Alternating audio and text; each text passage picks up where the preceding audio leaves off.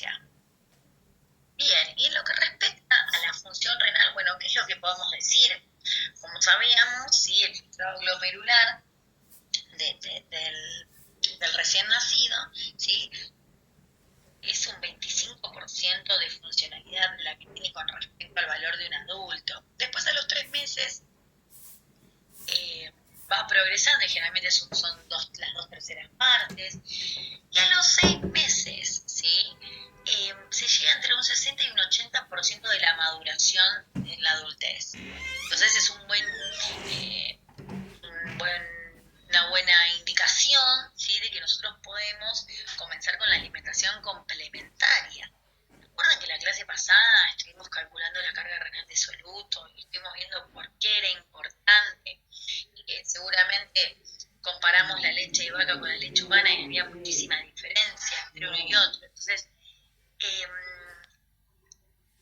generalmente, si el niño es amamantado con leche humana, no debería haber ningún problema a los 6 meses con la incorporación de alimentos. ¿Sí? Recuerden que la carga renal de solutos de la leche humana era bastante baja.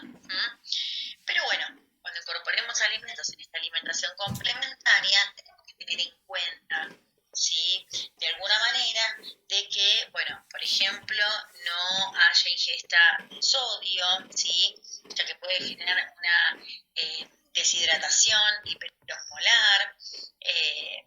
Así que en ese caso vamos a ver también más adelante que no vamos a aconsejar igual la incorporación de sodio en la alimentación complementaria, ¿sí? Pero bueno, esto sucede si hay una ingesta importantemente alta. Bien, también tenemos que tener en cuenta, en algunas situaciones vieron donde podía haber unas pérdidas extrarrenales, entonces no descuidar los otros aspectos, pero generalmente ya en lo que respecta a la alimentación, si está alimentado con leche humana, todo se encuentra bien, imagínense que se va a encontrar mucho mejor, ya que su capacidad madurativa, ¿sí? Su funcionalidad llega a un 80% de lo que sería la edad adulta. Así que podríamos, desde el punto de vista renal, justificar un buen comienzo de la alimentación complementaria a los 6 meses. Bueno, y por último tenemos el sistema neuromuscular. A ver, por supuesto, todo lo que pasa entre los 0 y 6 meses ya lo vimos, ¿sí? Pero ¿qué es lo que pasa entre los 6 y los 12 meses, por ejemplo? Bueno, desaparece este reflejo de protrusión, que si no recuerdo mal lo he nombrado anteriormente. Este reflejo de protrusión tiene que ver con que cuando cuando un alimento sólido llega a tocar la lengua del bebé, ¿sí? El bebé tiende a escupir ese alimento. En realidad es un mecanismo de defensa para que no se ahogue, ¿sí? Si quiere o se incorpora en la boca algún alimento sólido. En realidad es la fundamentación de por qué existe este reflejo, ¿sí? Pero este reflejo de protrusión va a desaparecer. Por supuesto que no va a desaparecer de la noche a la mañana, y menos hoy cumple 6 meses, chao reflejo de protrusión. No, sino que va a ser paulatino. Van a ver que muchas veces el niño o la niña escupe, piensan que escupe el alimento, pero en realidad no lo está escupiendo. Es este reflejo de protrusión que todavía está latente. Por eso cuando ven que eso sucede, es necesario probar varias veces el alimento, porque uno piensa que no le gusta y en realidad es este reflejo de protrusión que interviene y que no se puede modificar, ¿sí? Bueno, el niño chupa la cuchara con los labios, ya hay movimientos coordinados, si puede presionar los labios en la cuchara. ¿Qué más sucede en esta etapa? Bueno, mordisquea, ¿sí? Con los dientes anteriores, empieza a ver las primeras protrusiones dentarias. Por supuesto que esto va a depender mucho de cada niño, pero van a aparecer los primeros dientitos, ¿sí? Después, ¿qué otras cosas suceden? Bueno, va a empezar más adelante, ¿no? Esto no es que todo empieza enseguida. Pero bueno, eh, empieza ay, no me salen las palabras, a tomar los alimentos con la mano, vieron que los agarran el pan o la cuchara, como estuvimos hablando antes, la papilla, a ver, pretenden agarrar esa papilla y hacen desastres. Bueno, movimientos laterales de la lengua, un buen control muscular, ¿sí? Eh, ya va a haber una función de glutoria, ¿sí? Bueno, que ante la incorporación de algún alimento un poquitito más sólido ya empieza a funcionar, ¿sí? Todos los músculos participantes de lo que es la masticación se van a poner en juego y van a participar de este proceso de masticación. Eh, Bien, bueno, como dijimos, de los molares ya está. eh, van a ir siguiendo, van a ir apareciendo los molares que antes no estaban, perdón. Y esto también va a ser de que vayamos progresando en la consistencia, porque ustedes piensen que en 6 meses, como dijimos antes, tiene que haber una progresión adecuada. Esa progresión no solamente era de la cantidad de alimentos, sino que también tiene que ver con la calidad, con la consistencia de esos alimentos. Esto lo podemos permitir o se puede lograr gracias a la aparición de otras piezas dentarias como son los molares en este caso.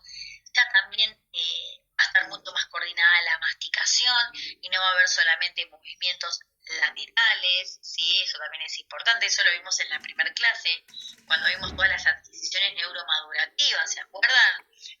Ese cuadro enorme, ¿sí? En donde hablábamos del lenguaje, la motricidad fina, bueno, la alimentación. Bueno, estamos trayendo un poco a colación todo lo que se vio en la primera clase. Bien. Eh, ya empieza a ver la trituración de los alimentos y es importante porque como les dije antes, ya empieza a mostrar interés o rechazo por los alimentos. ¿Sí? Entonces eso es importante que nosotros lo tengamos presente y acompañarlo en el momento de la alimentación. No podemos dejar al niño o la niña comiendo solo. Ah, bueno, sí, si total tiene que agarrar los alimentos, que tire el platito, que revolee la papilla, está bien, es parte del proceso de aprendizaje. Pero debemos acompañarlo, debemos observar, ¿sí? Cuáles son sus actitudes frente al alimento en general y a los alimentos en particulares que uno le va haciendo probar de distintas maneras, ¿sí?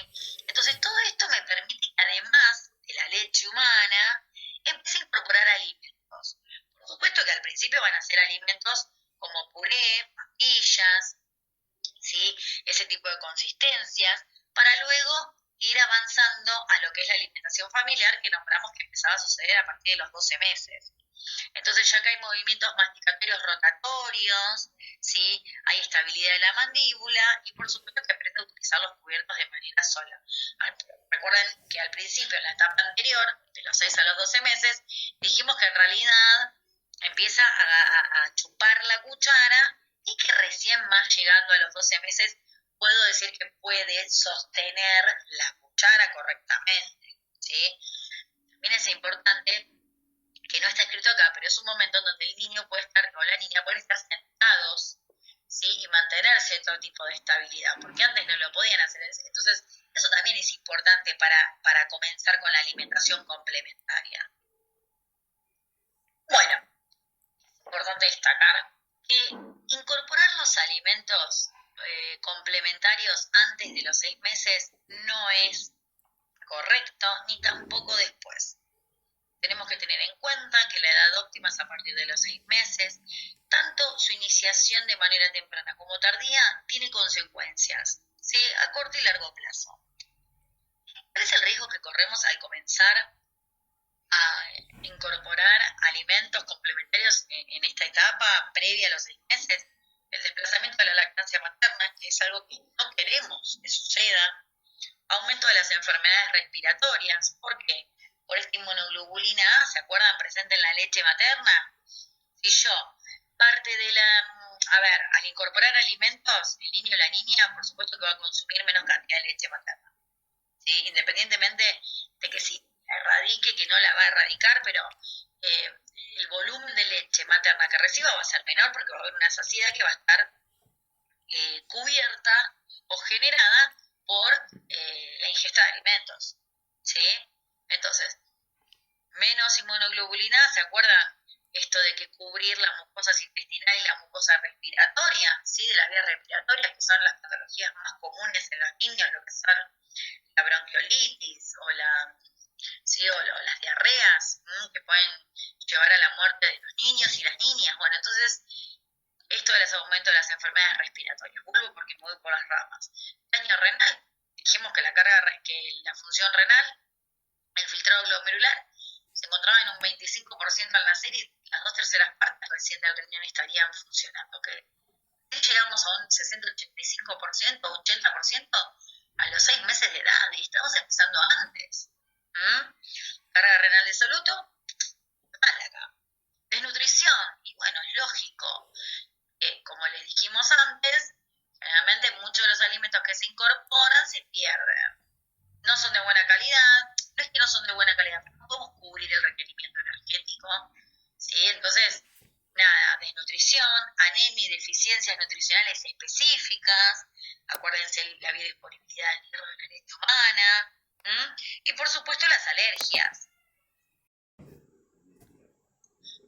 ¿Sí? Al estar presentes otros alergenos en la mucosa que no forman, a los que todavía la inmunidad intestinal no está preparada.